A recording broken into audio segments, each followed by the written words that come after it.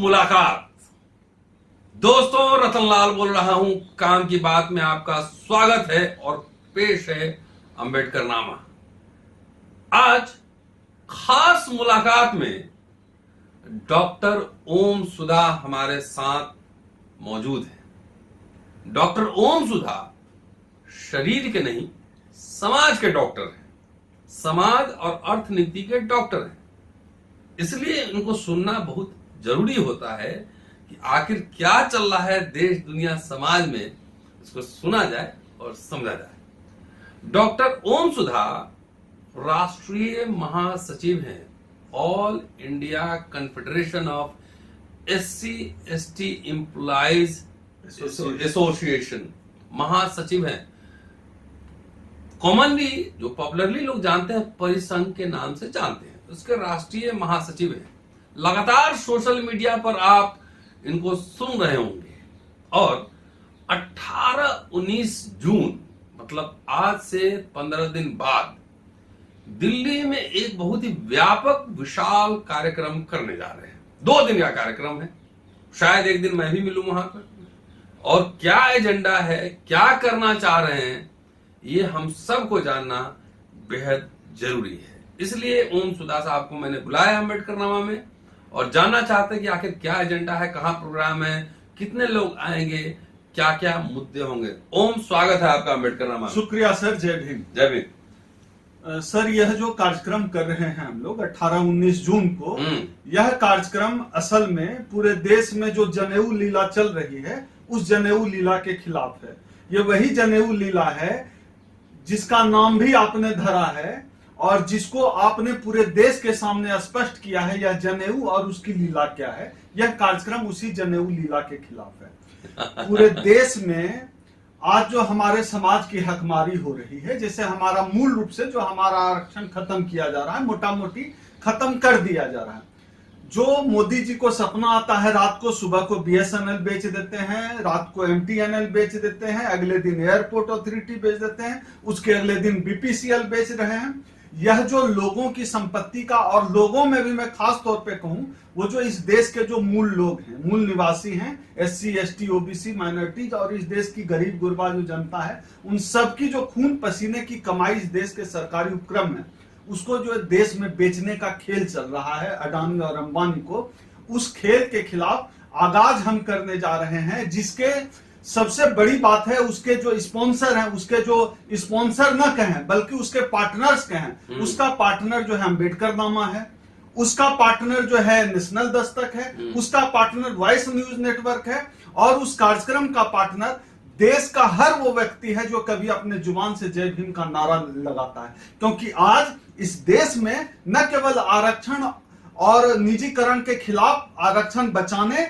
और निजीकरण के खिलाफ लड़ने की जिम्मेदारी हमारी है, बल्कि इस देश में लोकतंत्र बचाने की जिम्मेदारी, देश बचाने की जिम्मेदारी, संविधान बचाने की जिम्मेदारी जय भीम का नारा लगाने वालों के पास आ गया है। इसलिए हम लोग यह आयोजन कर रहे हैं। हमारे एजेंडे में निजी क्षेत्र जो किया जा रहा है, पूरे देश में जो सरकारी क्षेत्र का निजीकरण किया जा रहा है वह है। ईवीएम की बेईमानी हमारा एजेंडा है। पूरे देश में दलित उत्पीड़न का जो चल रहा है खेल, वो हमारा एजेंडा है।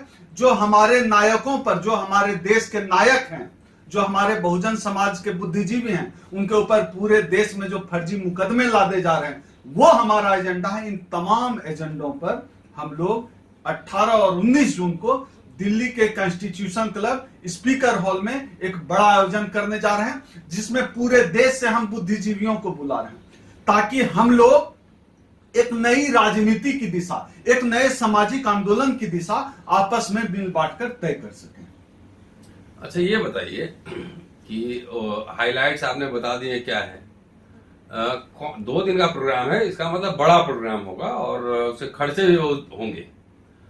हाइलाइट्स, कौन कौन स्पीकर्स आ रहे हैं आपके? जब आपने देश भर के बुद्धिजीवियों की बात की, तो कौन कौन लोग वहां पे बोलने के लिए और सुनने के लिए आ रहे हैं? हमारा इस पूरे कार्यक्रम में आपके चैनल के माध्यम से मैं सूचना भी है यह कि हमारे इस कार्यक्रम के जो मुख्य वक्ता होंगे, सबसे पहले तो मैं आपसे ही रूबरू हैं आप लोग सुन लीजिए, सर खुद नहीं बोलेंगे रतनलाल सर। रतनलाल सर उस कार्यक्रम में 18 तारीख वाले सेशन में रतनलाल सर हमारे वक्ता होंगे।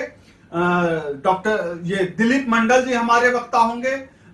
लक्ष्मण यादव हमारे वक्ता होंगे। नेशनल दस्तक के संपादक शंभू कुमार सिंह हमारे वक्ता होंगे।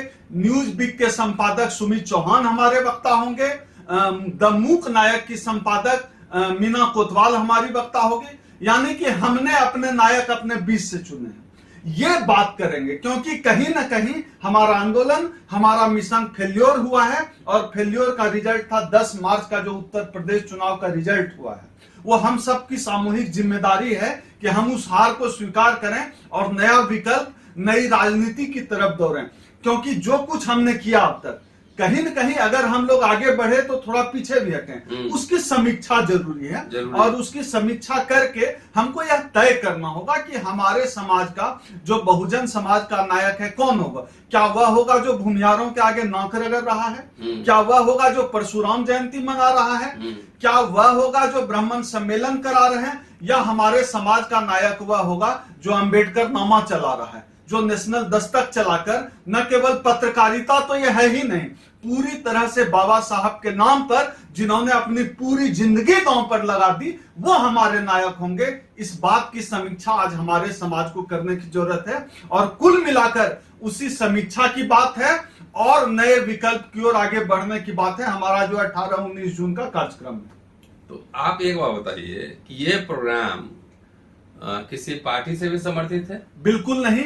सब लोग जानते हैं हमारा जो संगठन है उसके राष्ट्रीय अध्यक्ष माननीय डॉक्टर उदित राज जी हैं। डॉक्टर उदित राज जी का संबंध कांग्रेस से है। लेकिन यह अलग बात है कि आप ऑल इंडिया परिसंघ का फेसबुक पेज हो, ट्विटर अकाउंट हो, आप कहीं भी देख लीजिए, अगर कांग्रेस के शासन काल में भी कोई दलित उत्पीड़न की घटना होती है तो हमारा संगठन अखिल भारतीय परिसंघ पूरी मुस्तैदी से लड़ता है। क्योंकि हमारा एसोसिएशन किसी राजनीतिक दल के साथ नहीं है। यह देश के अंबेडकर वादियों का हम मेला लगाने जा रहे हैं।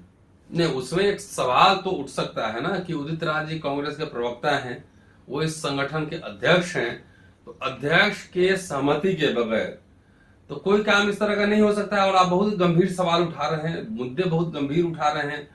कहीं ऐसा तो नहीं कि उदित राज जी जो है अनकंफर्टेबल महसूस कर रहे हैं पार्टी के अंदर?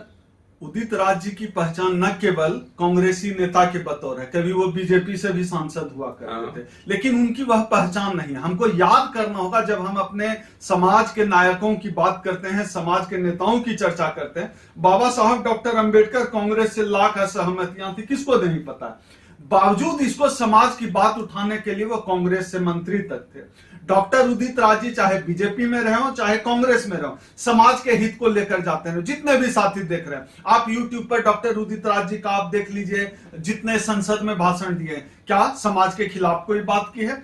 हमेशा समाज की बात रखने का काम किया है और समाज की बात रखने के लिए हमें मंच चाहिए और वह मंच भारत का संसद भवन है।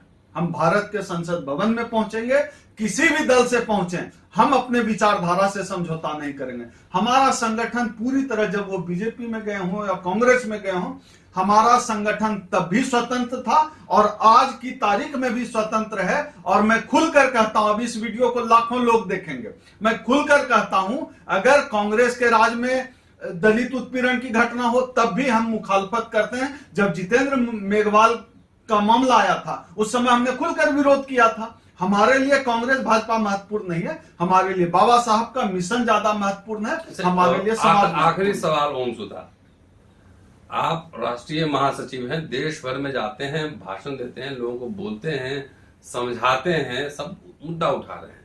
आपने मंच की बात की, अगर कल होके आपको बीजेपी से टिकट ऑफर कर दे लोकसभा, तो वही मंच है ना, संसद में जाने की बात है, तो आप जाएंगे? अब इसका जवाब तो यह है कि यह मैन टू मैन वेरी करता है। आप जाएंगे? मैन टू मैन वेरी करता, मैं नहीं जाऊंगा। मैं नहीं जाऊंगा, ये मेरा व्यक्तिगत फैसला है, मैं नहीं जाऊंगा। लेकिन अगर समाज के हित के लिए मुझे फांसी पर भी लटकना पड़े तो मैं लटकने। फांसी पर लटकना अलग, मैं हर बात के लिए समाज के हित, संसद मंच है ना। मैं भाजपा के टिकट से मैं संसद नहीं जाऊंगा, लेकिन अपने समाज के लिए मैं फांसी पर भी लटकने के लिए तैयार हूं। ये मेरा व्यक्तिगत है मामला। फांसी पे लटकना अलग बात है। और मैं भाजपा के टिकट से नहीं जाऊंगा। सुन लीजिए, रिकॉर्ड रखिएगा, कहीं गड़बड़ हुआ कभी नहीं, हिसाब लिया जा सकता है। हिसाब लिया जाएगा। शुक्रिया। Keep watching, sharing. अम्बेडकर नाम ओम सुधा है, हमारे अनुज भी हैं, दोस्त भी हैं, फायर ब्रांड स्पीकर भी हैं और खूब बोलते हैं, दहाड़ते हैं। पूरा वीडियो सुनिए और शेयर करते रहिएगा। जल्दी मिलता हूं आपसे अगले एपिसोड में। शुक्रिया। जय भीम।